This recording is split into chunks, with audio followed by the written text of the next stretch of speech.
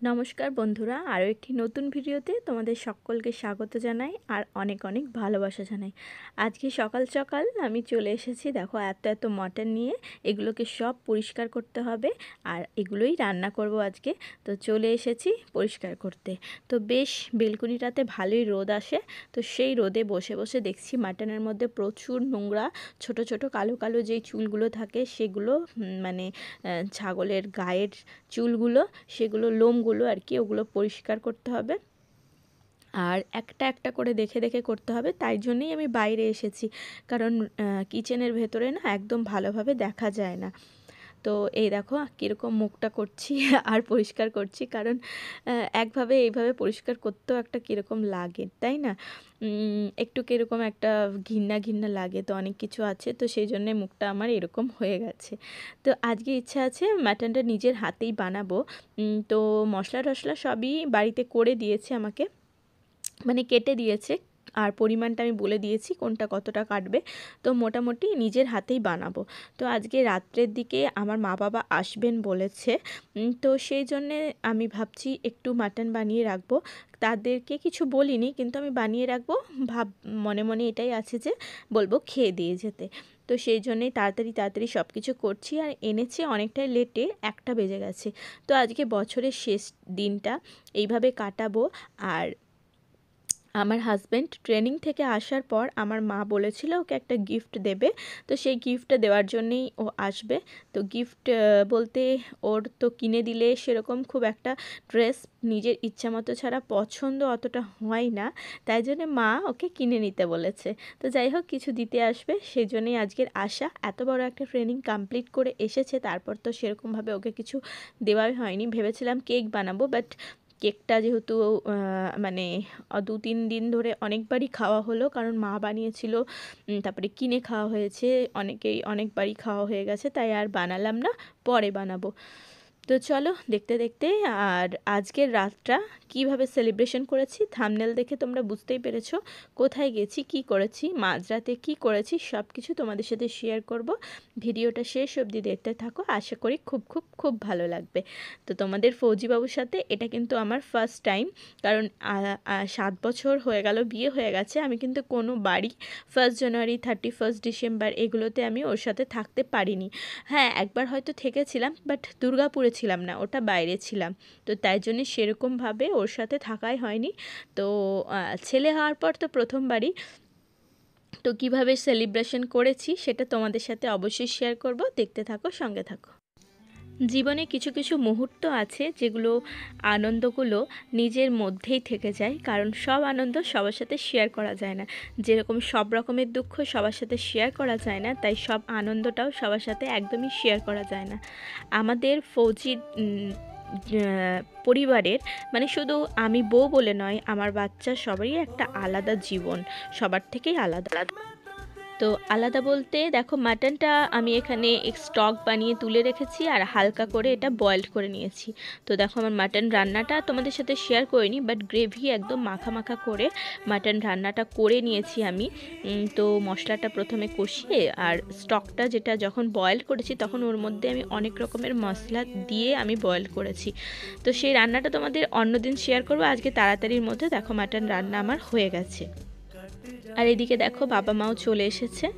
আর যেই কথাটা বলছিলাম, আমাদের আর্মি ওয়াইফ, ফৌজি ওয়াইফ বা ফ্যামিলি সবারই একটা আলাদা জীবন। শুধু যে ওয়াইফ বা বাচ্চা নয়, মা বাবাও তার সাথে জড়িত আছে।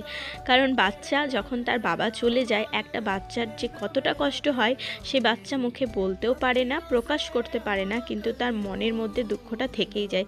সেরকম মা বাবারও তাই। আর বইয়ের কথা তো বাদই দিলাম, কারণ বইয়ের কষ্টটা সবার চোখে পড়ে না। সবাই ভাবে, হয়তো অনেকেই ভাবে ন্যাকামো করছে, কারণ হাসি মুখে আমরা থাকি, হাসি মুখে থাকতেই হবে। কারণ যেই জিনিসটা, আমার হাজব্যান্ডও এই কথা বলে, যেই জিনিসটা দুঃখটা সবসময়ই আমাকে পেতে হবে, সবসময় চোখের জল আসবেই, কিন্তু সেই চোখের জলটা বারবার দেখানোর তো কোনো মানেই হয় না, কারণ এই দুঃখটা আমার বারবার আসবে। তাই দুঃখটাকে হেসেই, মানে কি বলবো, হেসেই আমরা জয় করে নিই, আর সেটাই করাটাই উচিত। কারণ কেঁদে কাউকে দেখিয়ে সবাই হয়তো ভাববে সিম্প্যাথি গেইন করছে, করছে, বা হয়তো ভাববে যে অনেকেই ভাবে যে চলে যাওয়ার পর তো হাসি খুশি থাকে, ঘুরে বেড়ায়, কি করব, হাসি খুশি তো থাকতেই হবে, তাই না? তো দেখো এখানে আমার মা গিফট দিচ্ছে, তো আমার বর কিছুতেই নেবে না, তো জোর করে আর আমি বললাম না নাও, মা যখন দিয়েছে।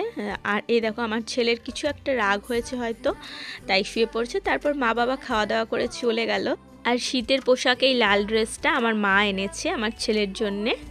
আর মা তো সব সময় দিতে পারবে না, যেটা আশীর্বাদ হিসাবে গ্রহণ করাটাই এটাই এখন দিতে পারছে আর কি। আর দেখো এই আমরা বেরিয়েছি, এটা হচ্ছে 31st নাইটে 12টার দিকে, 11:30 12টার দিকে। তো আমার বরের হাসিটা দেখো, পুরো একদম 32টা দাঁত বেরিয়ে গেছে। মানে বহু বছর পর আমরা একসাথে বেরিয়েছি, মানে এই প্রথমই বলতে পারো বিয়ের পর। ওর দিদি, এটা হচ্ছে আমার ননদ, তো ওর এটা নিজের দিদি, আর আমি আর আমার বর তিনজন মিলে রাত্রে বেরিয়েছিলাম ঘুরতে। তো খাওয়া দাওয়া করে ফিরবো, এটাই রাতের দুর্গাপুর, রাতের শহর। আর 1 জানুয়ারির দিন এক তো 1 জানুয়ারিতে পুরো চারিদিকে সাজিয়েছে, কতটা সুন্দর। নতুন সালকে বরণ করার জন্য সবাই বাইরেই বেরিয়ে আছে, তো এই জিনিসটা উপভোগ করার জন্যেই আমরা বাইরে বেরিয়েছি। তারপর খাওয়া দাওয়া করে বাড়ি যাব। এই নিউ ইয়ারটা কি খেতে খেতে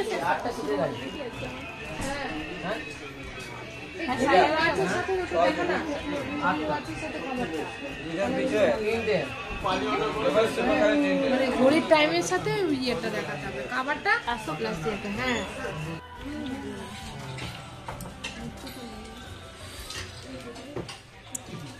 চিকেনটা ভালো বানায়, চিকেন টিক্কা মশলা, বাটার মশলা। কেমন করেছে চিকেন টিক্কা বাটার মশলা? খুব ভালো লাগে। রুটিগুলো সব থেকে মানে ইয়েটা নরম করে। একটা রুটি খাবে তো খেয়ে নাও, পরে ঠান্ডা হয়ে গেলে ভালো লাগবে। বেজে গেছে 59 হয়ে গেছে, 59 সারা জীবন তখন গাড়ি চালাতে। আর আমি জীবনটা একটু অন্যরকমভাবে উপলব্ধি করতে পছন্দ করি। আমি সবাইকে না খুব ভালোবাসি। যদি কারো কাছে এক টুকরো ভালোবাসা পাই, আমার মনে হয় তাকে আমি ভালোবাসা দিয়ে ভরিয়ে দিই। তো নতুন বছরটা আমি এইভাবেই কাটাতে চাই, সবার সাথে ভালোভাবে ভালোবেসে যেন দিনগুলো পেরিয়ে যায়, ভগবানের কাছে এটাই প্রে করি। তো আর 1 মিনিট আছে নতুন বছর হতে। আমরা এখানে রাস্তায় দাঁড়িয়ে ওয়েট করছি। 59 আমরা এখন আছি সিটি সেন্টারে। 12টা। Happy new year, happy new year, happy new year, সবার হ্যাপি নিউ ইয়ার, সবাইকে হ্যাপি নিউ ইয়ার, সবাইকে। তোমরা সবাই খুব ভালো থাকো, নতুন বছর ভালো করে কাটাও, এনজয় করো সবাই খুব আজকের দিনটা। সবাইকে হ্যাপি নিউ ইয়ার। চলো এবার আমরা বাচ্চাদের রেখে এসেছি, এবার আমরা বাড়ি যাব। Bye bye. এই দেখো বোম ফুটছে, আওয়াজ পাচ্ছ? সব বোম ফুটছে।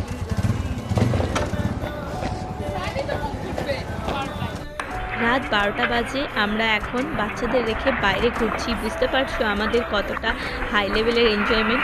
তো ভিডিওটা কেমন লাগলো অবশ্যই কমেন্ট করে জানাবে। আজকের ভিডিও এখানেই শেষ করছি। সবাই ভালো থাকবে, সুস্থ থাকবে, বাই বাই।